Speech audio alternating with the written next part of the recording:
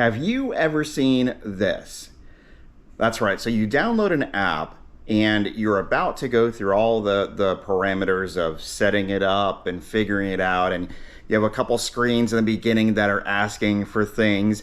Do you want to allow app tracking and different things like that? I typically put no. That's definitely a personal preference there and what that does. In terms of when you're going onto an app and it says continue with Apple, continue with Facebook, or continue with Google, or of course you could just set up an account.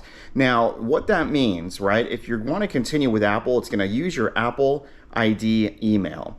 Now, Apple has something with their iOS 15 that allows you to mask your email with another email. So it gives you that option when you're doing that, which is great because then you're not putting your email out there, but it still links to your Apple account without using your actual Apple ID email, which I think is really cool.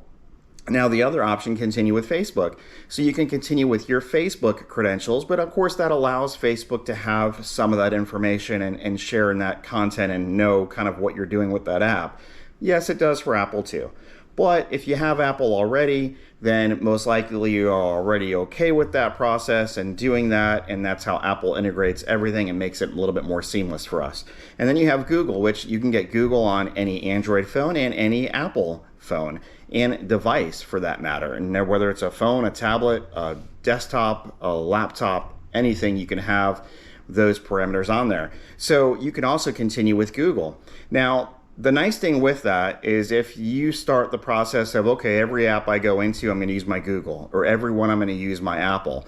Well, then in terms of your password, you won't necessarily have to remember that because it's tied into your Google. And then what that also means is when you get a new device, whether, again, tablet, desktop, laptop, and you go to log in with that same email that you used in Google or your Apple ID, that even though it has another email that app developer sees, it's still linked to your Apple ID email. So it makes it easier for us as consumers to log in and not have to remember all those passwords.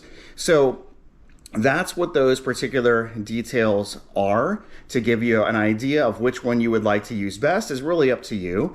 If you have an Apple device, it's going to come up with the Apple. If you don't and you're doing Android, it's going to come up with the Google. Kind of the same thing, but Apple does allow the Google with the apps as well to integrate with your iPhone, iPad, MacBook, etc. And then of course you could just continue with a regular login, whatever email you choose, and then you can use something like LastPass in terms of password protection or password keeper, or you can use Apple's or you can use Google's to remember the password. So you still do have that option, but it's kind of nice that you can kind of pair it. Okay, all my apps are with Google and that's the login I'm doing, or all my apps are with Apple and that's the login I'm doing. Makes it a little easier. Another thing too, in terms of emails, you can also create an email solely for apps or solely for when you go to the store and they say, hey, do you want to get on our coupon list? You can create an alternate email for that too. Kind of the same scenario, but it allows you a little bit more control because you can always delete that email and create a new one. Yes, you can also delete any email you tie in with Apple, because again, it's by your Apple ID email, and create another Apple ID email. That can get a little wonky though, because then you're like, okay, well, where's my stuff? Which one is it saved to? And the same with Google, because that's the best way when you get a new device to use your Google email or Apple ID email and a relative password with those to be able to bring your stuff back as long as you were backing up. So I hope that answered those questions for you.